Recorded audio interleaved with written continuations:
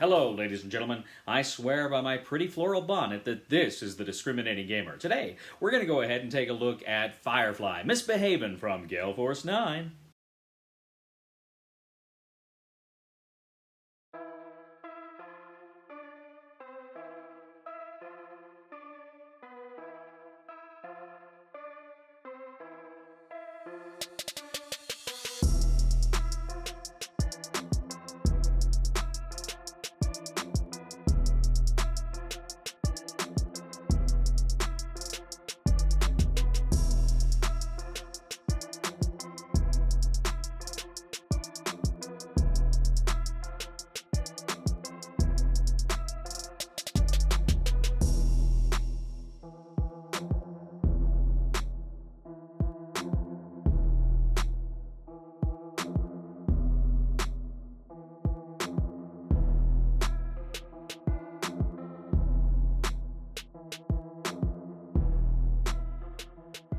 Hello everybody, we'll be back to the review in just a second. I just want to take a minute to tell you to go visit Galaxy of Games in West Jordan, Utah. It is Utah's newest game store. It's run by friends of mine. It's a great place, great selection, great prices, well lit, clean bathrooms. If you go in there, ladies and gentlemen, and you tell them that I sent you, the Discriminating Gamer, and you use the promo code TDG, you'll get 10% off of your purchase. Check out Galaxy of Games. In Firefly, Misbehavin from Gale Force 9, 2 to 4 players take on the various roles of the factions within the Firefly universe. You can play Mal on board the Firefly Serenity, you can play Badger, you can play Niska, or you can play the Evil Alliance. Now, every player is going to go ahead and get their own player board. It's got an A and a B side. You all have to be on the same side. Your player boards are going to have places for assets, characters, items. You're going to go ahead and set that in front of you, and it's a little bit asymmetric. It's a little bit different on who exactly has what and what proportions. You're also going to have 2 boards that are essentially markets. You're going to have a supply board, which kind of has some different basic cards, and you can swap those out for different games. And then, of course, you've got kind of the main decks you're going to buy from, the core worlds, the border worlds, and the rim worlds. In your hand, at the beginning of your turn, you have 5 cards. Now, what you can do is different things, and kind of the key thing you can do in this game is an activation, and there are different kinds of activations. You can take one of those core cards, and you can essentially place it down on your tableau under characters, assets, items. You can place it there. Now, some cards will have a lightning bolt. That means you can activate it immediately. You can essentially tap it and do whatever it says on the text. Other cards you can just place down, and maybe you'll have opportunities to activate them on another turn. Now, the cards themselves have different things on them. In the bottom left, you have power. Now, power is important because it's going to be a victory condition, and more on that later. But you're also going to have on the bottom right your kind of influence number, and you're going to have, of course, the cost and the shield in the upper right. Now, that shield is also going to be a defensive value. More on that later. Now, one of the things you can do with an activation is make a deal. Essentially, you can play a card from your hand or from your tableau, placing it in your play area, and you look at the influence you have there. You can play other cards that can add their influence to that from your tableau or from your hand. Then, if you have any credits, you can actually add credits to the deal in order to try to buy one of these cards. And if you succeed, you can go ahead, if you essentially meet or exceed the cost of the card, you can go ahead, you can take the card, you can put it in your hand immediately, and you can use it for something else. Now, that's an advantage, putting it in your hand, and you're going to have a chance to buy cards later, so it's potentially an opportunity to buy more than 1 card per turn. But there's a danger when you try to make a deal because other players may have cards that can cancel deals. Now, they may want to play it or they may want to hang on to that card, but that's something you have to consider when you make a deal.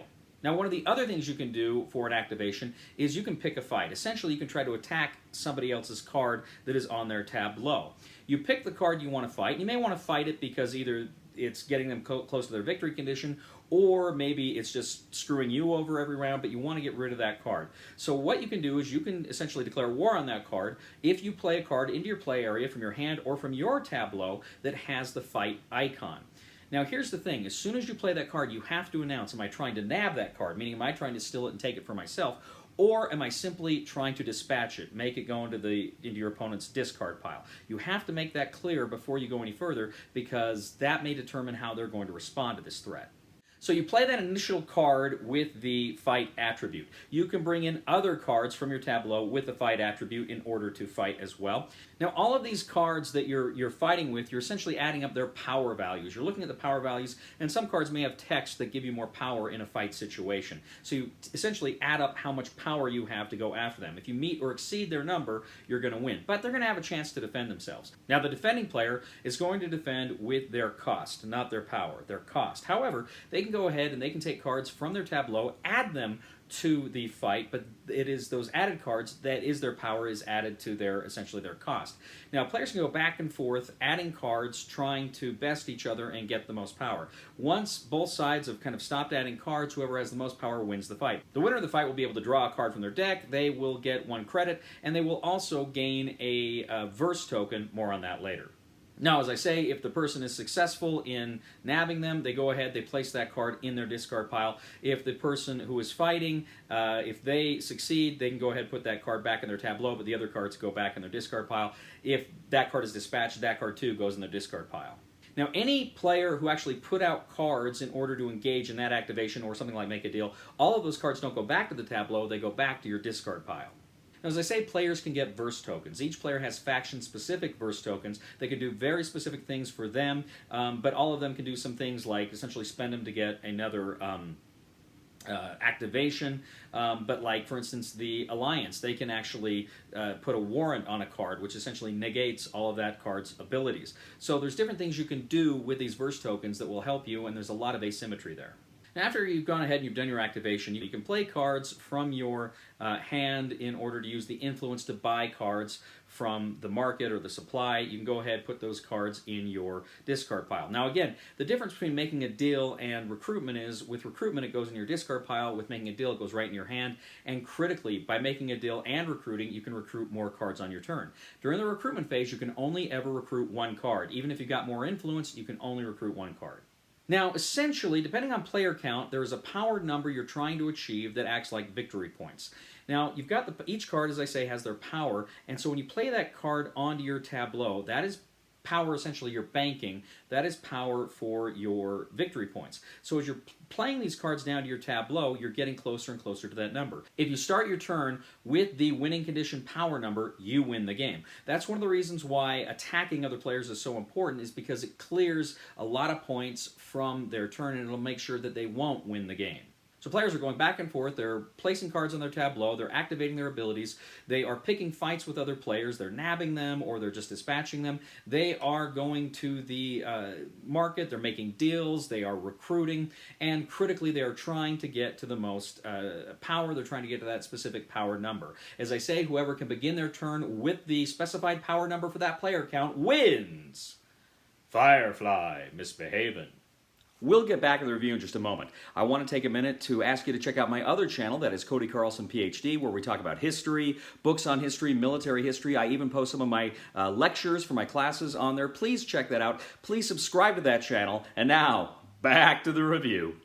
So this game is, first of all, I read the rules and I started playing it, and it took me a while to get into it. I didn't quite get it when I started. And then the more I played it, the more it kind of made sense. I had read the rules and I thought I had it, and then I started playing it and some things were kind of wonky. I wasn't quite sure. It took me a long time to appreciate the idea of making a deal versus just recruiting, because as I say, you can get 2 cards and it goes right in your hand, which can be very useful, especially if you're anticipating people attacking you. So there's a lot of choices here, because generally you're only going to get 1 activation. But do I play that card to my tableau to bank it? Do I attack somebody because I need to attack them? Do I make a deal?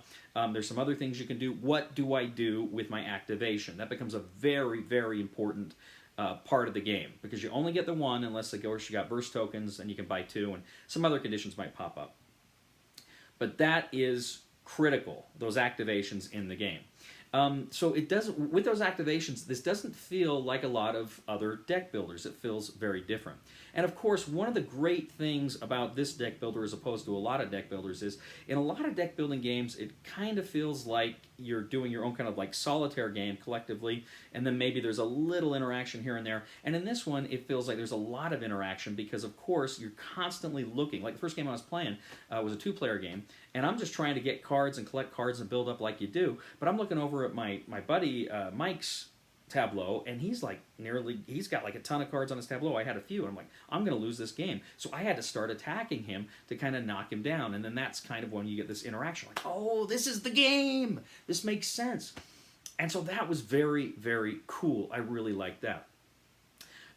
So the game has interaction. It's got a lot of player interaction. And I like this game. I've only played this game with a 3-player count and a 2-player count. I enjoyed the 3-player count much more than the 2-player count, and I suspect I'd really enjoy the 4-player count, because then you've got this question of when you got more than one opponent of, okay, who do I attack? Who do I go after? And sometimes you have abilities and cards that you just target and do nasty tricks to some people. Well, who do I play that card against? It's not just, oh, I want to screw this guy. It's like, what do I have to do to prevent them from winning? Or to put me in an advantageous position. So there's a lot of great abilities. But this, too, is a game that it's different because it's not easy to just get cards normally. Making deals becomes a way to get a lot of those higher value cards. You don't have a lot of influence on your starter cards. And you can get more cards that have higher influence, but even then, it's not super easy to get some of these higher priced cards throughout the game without making the deals. It's really good. This game is really good. It really makes you think. It really gives you good choices. And it's, like I say, it's interactive, so I like it a lot. But I do have a pretty big caveat here. While the game, I think, I'll be blunt, is freaking awesome, I am not impressed with the cards themselves, the card stock. Very light, thin cards. I was very disappointed with the card quality in this game. I am not someone who ordinarily sleeves cards. I'm seriously considering sleeving these just because they are, like I say, not... I feel like if I play this game too much, these cards are going to get damaged. So I want to protect them. I want them to be nice, and I will be playing this game a lot. I really, really like this game. I'm a little... On one hand, I'm kind of bummed because there isn't a solo version, because it's a fun game and I like to play solo. But at the other time, I understand it, because what makes this game super, super fun is the interaction. And as much as I like some solo games, some games need an interaction and thrive on interaction. And this is one of those games. So I'm not too happy about the card stock. I will say that the player boards, they're actually a pretty good stock. They're actually, I like them quite a bit. And some of the other components, tokens, are fine. Totally cool, but like I said, the card stock kind of bugs me.